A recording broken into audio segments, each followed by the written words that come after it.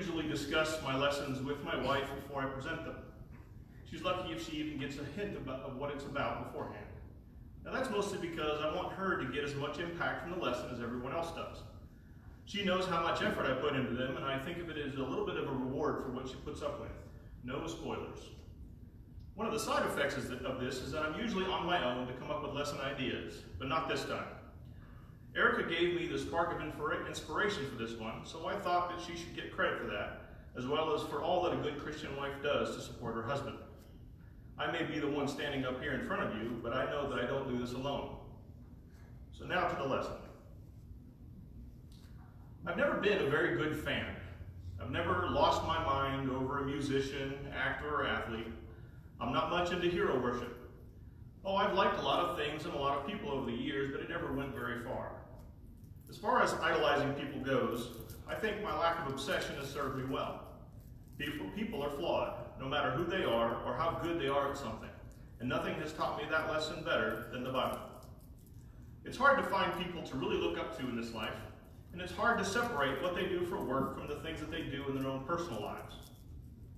Even when you read the Bible, you can get a little bit confused because even the most revered Bible figure has their flaws, except for Jesus, of course. For example, Samson had big problems with lust and rage. Jonah just didn't want to do what God wanted him to do. And even David, one of the great kings whose lineage Jesus came from, and who was called a man after God's own heart, sinned in some pretty big ways before he eventually repented. That being said, there are a few people from the Bible who stand out to me personally with a little bit higher than some others do as good examples about how we can live. Although there's a lot of information, or not a lot of information about him, Enoch, for example, fascinates me because he seemed to be so committed to God that God took him from the earth so that he never had to experience death. Noah's another one, mostly because he was given this monumental task to do and specific instructions on how to do it, and he just did as he was told. No arguing, no trying to get out of it, no trying to make it easier on himself. As Genesis chapter 6, verse 22 says, "Thus Noah did, according to all that God commanded him, so he did." How simple is that? Now, not to put him on a pedestal, because he certainly wouldn't want that, but the Apostle Paul is also someone I hold in high regard. While there are many things that fascinate me about him, what I really want to look at for a moment is his leadership style. I've had many reasons to think about leadership and what makes a good leader over the past several years, not the least of which is having had some very poor leaders at some of the jobs I've worked at, and don't even get me started on politicians.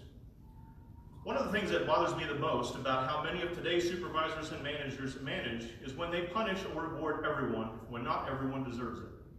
I hate getting punished as part of a group for something I didn't do, and I hate when the slackers get rewarded right along with the hard workers. In my mind, that's a sure sign of weakness in a leader. Paul wasn't like that. He wasn't afraid to single people out when they deserved it. In my mind, one of his best traits is how fair he was with people. He was just as quick to compliment someone as he was to call them out for doing wrong. As I think about all the people who Paul mentioned in his many letters, perhaps one of the strongest relationships that he had while on this earth was with Timothy, who he mentioned several times in various letters.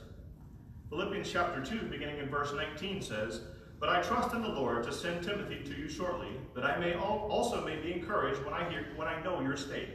For I have no one like-minded who will sincerely care for your state.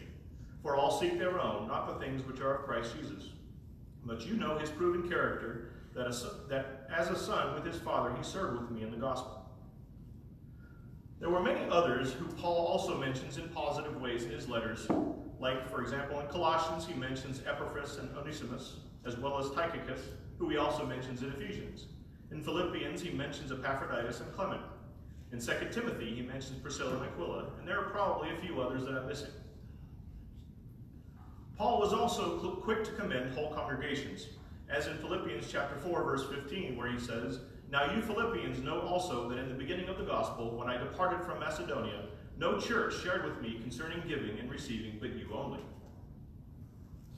As we can see, Paul could be quite complimentary, but there was another side to him. He was sure to point people out when they were doing wrong as well. How many people are doing that these days in the pulpit or anywhere else? Paul found it important to inform Timothy of some of those who presented a danger to the church. In 1 Timothy chapter 1, beginning in verse 18, he says, "This charge I commit to you, son Timothy, according to the prophecy previously made concerning you, that by them you may wage a good warfare, having faith and a good conscience, which some have rejected. Concerning the faith have suffered shipwreck, of whom are Hymenaeus and Alexander, whom I delivered to Satan, that they may not learn to blaspheme." Also in 2 Timothy chapter 4, verse 10, he says, "For Demas has forsaken me, having loved this present world, and has departed for Thessalonica." And then down in verse 14, he also mentions Alexander the coppersmith, who did him much harm. And just as he commended whole congregations, he would also call them out if he needed to. Galatians chapter 3, verse 1 says, "O foolish Galatians, who has bewitched you so that you should not obey the truth, before whose eyes Jesus Christ was clearly portrayed among you as crucified." Now that makes me wonder how a congregation would take it if someone called them foolish these days. Would they be called judgmental or unloving? How about 1 Corinthians chapter 1, beginning in verse 10?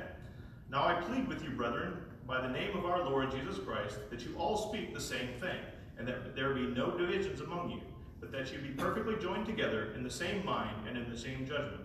For it has been declared to me concerning you, my brethren, by those of Chloe's household, that there are contentions among you." Now before I move on with this lesson, I want you to consider what Paul is saying here and relate it to all of these so-called denominations. Isn't he saying that all Christians should be saying, and by extension practicing, the same things when it comes to subjects like baptism, the Holy Spirit, and worship? Quite a bit of Paul's writing to the Corinthians and others is against division, another word for denomination, if you ask me. I honestly wonder how so many people who read the Bible can ignore passages like this and not think that one God, one religion is what it was always meant to be. Back to the passage. If one of our families here in this congregation informed to someone else on us, how would they be looked upon? Would they be called tattletales, nosy, or would they be told that they should mind their own business? God forbid. We need to understand that lives are at stake here. Scratch that, even more important than lives, souls are at stake. It's obvious that Paul believed that what we say and do in the name of religion is important and specific. And if someone is wrong, they need to know in order to correct it. And if they don't correct it, then the rest of us need to know so that it doesn't affect us. It's all about damage control. So my question is this: given all the work that Paul has done, why did Paul put so much effort into doing all of these things in spite of all the hardship, abandonment, ridicule, and imprisonment that he suffered? I think that in addition to his love for God, he obviously loved people, the very mark of a good leader.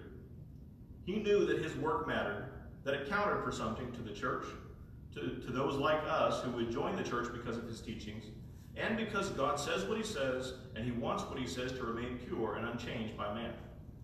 Paul wanted you and I to be saved and to see us in heaven when it's all said and done. That's really what the invitation is all about. In a minute, we'll be singing the invitation song. It's our way of extending to you the same ongoing invitation that Jesus gave to all humanity to follow him and enjoy the benefits that come from that. The invitation has something to offer anyone, whether you're a Christian or not. You have the opportunity to begin down the righteous path that leads to heaven if you haven't done that already. Now this involves a few different elements, many of which Dad likes to talk about, and someday I'll be adding a little bit more of that to my sermons. But the one that we can help you with the most is often baptism, for the forgiveness of sins, or if you want to learn more about becoming a Christian. If you've already started down that path, meaning you are a Christian, but maybe you've strayed from it in sin in one way or another, as I once did, you have the opportunity to confess those sins and ask for forgiveness if that's what's needed. If you feel the need to take advantage of the invitation, all you have to do is come down front when we sing the invitation song in just a moment. Before I turn it over to the song leader for the invitation song, let me conclude my lesson with this. Over the past several Wednesdays, we've been studying the two letters that Paul wrote to the Corinthian church. Compared to pretty much any other letter he wrote, these two letters are quite long. There's a reason for that. The Corinthian church had a lot of problems that had to be addressed, and they needed a lot of guidance to solve them.